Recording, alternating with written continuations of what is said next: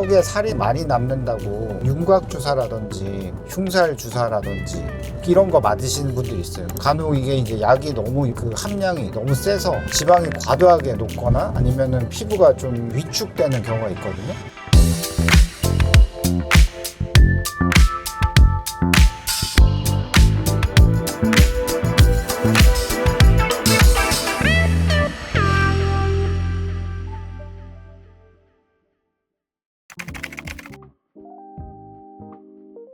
예, 제가 이거 찍으면서 꼭 한번 말씀드리고 싶었는데 뭐 다른 선생님들 의견이 다를 수 있어요. 근데 제가 수술하는 분들께는 사실 이거 하지 마라 이러고 싶은 게 있거든요. 턱에 살이 많이 남는다고 윤곽 주사라든지 흉살 주사라든지 이런 거 맞으시는 분들이 있어요. 근데 사실 이게 지방을 녹이는 컨셉인데 대부분 사람들은 효과 없다고 하고 다시 저한테 방문을 하세요. 근데 효과만 없으면 다행인데 간혹 이게 이제 약이 너무 그 함량이 너무 세서 지방이 과도하게 녹거나 아니면은 피부가 좀 위축되는 경우가 있거든요. 턱 일부가 약간 움푹 꺼져 갖고 굉장히 쭈글쭈글해지고 이거가 교정하기가 상당히 까다로워요. 이런 거는 정말 좀 신중하게 하셔야 될 것 같고 또 뭐 여기 뭐 실을 좀 넣으시는 뭐 이런 컨셉도 있어요. 결국 저한테 좀 수술을 다시 받으러 오시기 때문에 이것도 좀 결정하시는 거를 조금 신중하게 하셔야 될 필요가 있을 것 같고 마지막으로 여기 이제 지방을 직접 흡입하는 경우도 있거든요. 결과적으로 약간 저가 느끼기엔 효과가 만족스럽지 않더라고요. 그래서 저는 요즘은 여기 지방을 흡입을 하는 경우는 사실 거의 없고요. 특히나 흡입만 하면 다행인데 간혹 아큐스컬프라고 레이저로 녹이고 흡입하는 이런 컨셉도 있거든요. 이런 거를 무조건 제가 비판하는 건 아니지만 마녀턱이 있는 경우에 그걸 녹이면 그렇게 오셨던 분들 중에서 낫는 경우에 이게 굉장히 딱딱하게 굳는 경우가 있어가지고 해결하기도 힘들 뿐만 아니라 마녀턱을 교정해도 재발 위험도 상당히 높기 때문에 이건 상당히 좀 주의를 하셔야 될 것 같습니다. 제 유튜브 전에 이거에 대해서 여러 번 찍었는데 보신 분들은 아시겠지만 이제 윤곽 수술하고 나서 턱이 처지거나 뭐가 모양이 이상해지는 분들을 관찰해 보면 대개는 이제 턱 끝에 있는 멘탈리스라는 근육이 있는데 이 근육 자체가 대부분 처져 있으신 분들이 많거든요. 제껴보면 입술을 제껴보면 잇몸이 많이 내려앉아 있으세요. 잇몸이 안 처져 있더라도 턱 끝살을 이렇게 만져보면 헐렁헐렁 거리신 분들이 있거든요. 이제 그런 분들은 근육은 붙어 있긴 한데 너무 이렇게 헐렁하게 붙어 있으셔서 그게 문제세요. 그래서 이런 문제들을 교정을 하려면은 일단 멘탈리스 근육을 최대한 위쪽으로 원위치로 복원을 시켜야 되고 헐렁한 경우는 그것을 좀 타이트하게 교정을 해야 됩니다.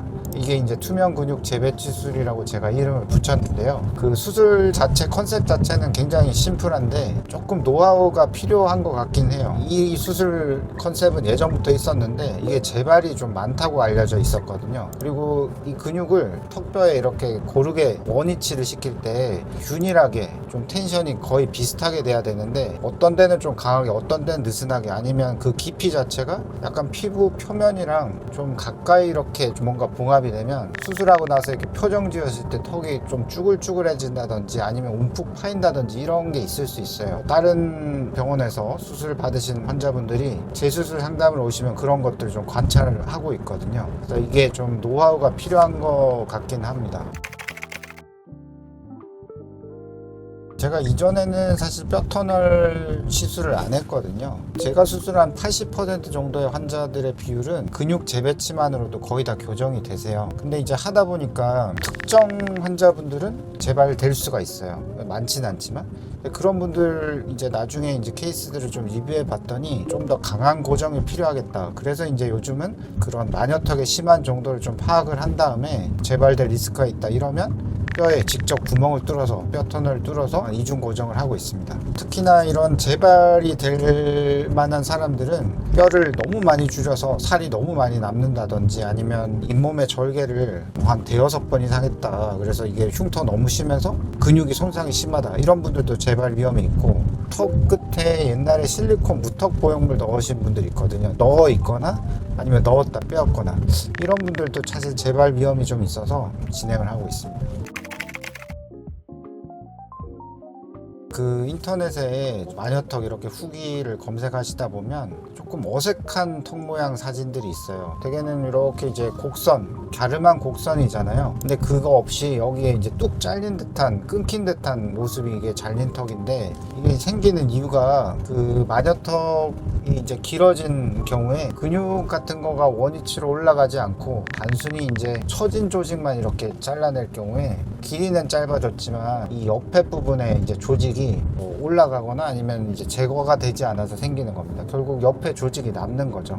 이 부분을 이제 해결하려면은 결과적으로 옆쪽에 조직이 많이 남으니까 절개선을 옆으로 연장하는 방법을 생각해 볼 수 있는데, 그게 이제 연장하는 것도 한계가 있는 게, 우리가 옆에서 보면 가능하면은 흉터가 좀 안 보여야 되잖아요. 그러니까 이 턱선 위로는 절개선이 가능하면 올라오면 안 되죠. 그래서 밑으로 가야 되는데, 그러면 결과적으로 우리가 절개할 수 있는 선은 이 정도밖에 안 될 거거든요. 기본적으로 입안의 근육이 많이 처진 경우는 입안 절개를 통해서 그거부터 좀 올려놔야 돼요. 저 같은 경우는 그런 식으로 하면 대부분 분들은 사실 턱 밑 절개까지 안 해도 되는 경우가 꽤 있거든요.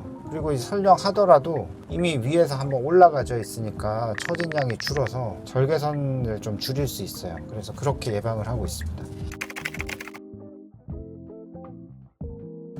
사실 저한테 다 오시라고 하고 싶지만 그건 좀 아닌 것 같고요.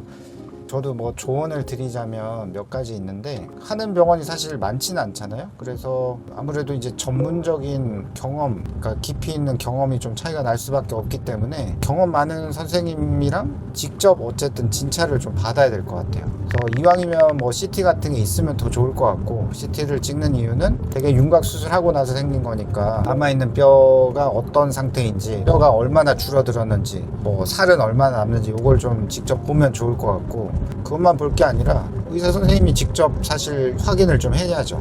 반드시 저 같은 경우는 입안을 일단 우선적으로 확인을 해서 근육이 원위치에 붙어 있는지 그걸 먼저 확인을 하고요. 또 만져봐서 너무 흔들거리는지, 이게 지지력이 있는지 없는지 그런 걸 좀 반드시 이제 전문의가 확인을 좀 해야 될 것 같고, 그거에 맞게끔 경험 많은 선생님이 옵션 1, 2, 원인 이렇다 이렇게 해서 알려주면 환자분이 이제 그걸 들으시고 신뢰 가는 병원에서 수술 받으시면 될 것 같습니다.